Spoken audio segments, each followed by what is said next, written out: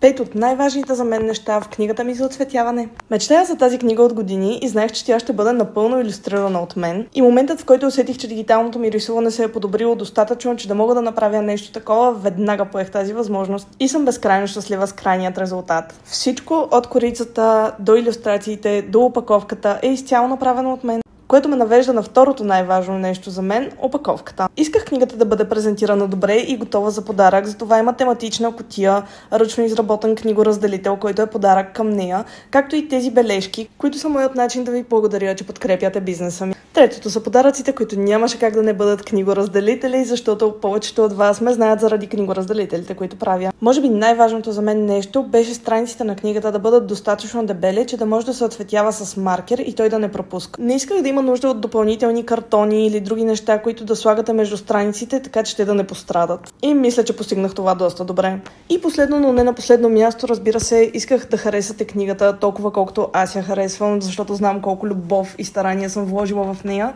и не мога да ви опиша колко много се радвам, че това всъщност е така.